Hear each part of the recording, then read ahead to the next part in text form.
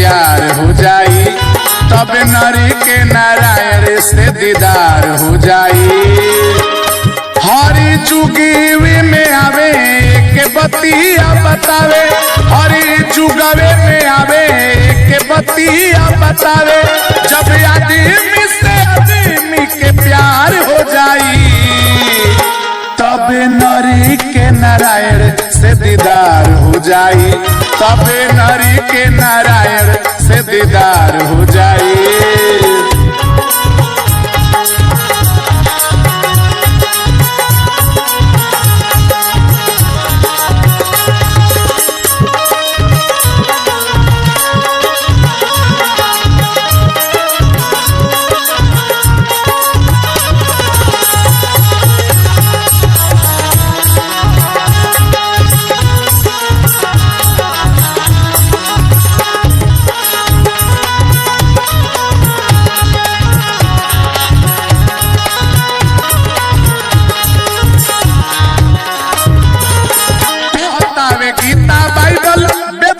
पुराण हो प्रेमवे से प्रगति होले हरदम भगवान हो।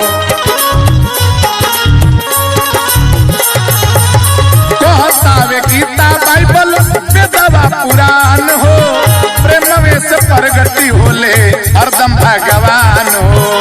छुट्टी बैर तकरार होई इंसान से प्यार, छुट्टी बैर तकरार होई हर इंसान से प्यार। जाति मजहबी वाला खत्म जब दीवार हो जाई, तब नरी के नारायण से दीदार हो जाई, तब नरी के नारायण से दीदार हो जाई।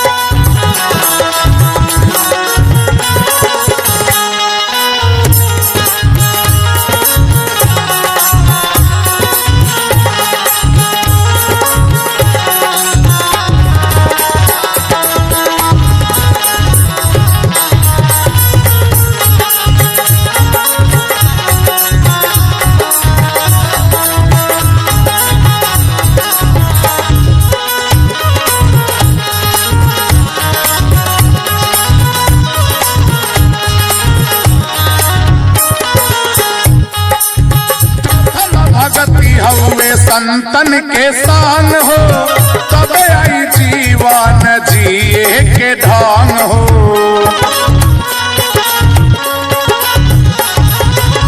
प्रथम भक्ति होई संतन के संग हो तब आई जीवन जिए के ढंग हो।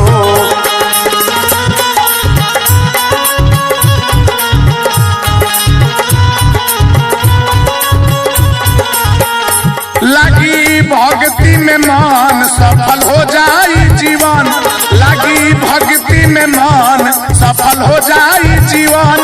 हरि भजन से जीवन में सुधार हो जाई, तब नरी के नारायण से दीदार हो जाई, तब नरी के नारायण से दीदार हो जाई। जब आदमी के आदमी से प्यार हो जाई, तब नरी के नारायण से दीदार हो जाए। हरी जुगवे में आवे के बतिया बतावे, हरी जुगवे में आवे के बतिया बतावे।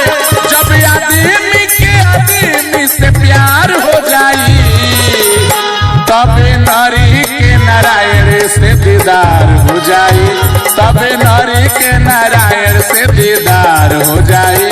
जब आदमी के आदमी से प्यार हो जाए, तब नर के नारायण से दीदार हो जाए। जब आदमी के आदमी से प्यार हो जाए।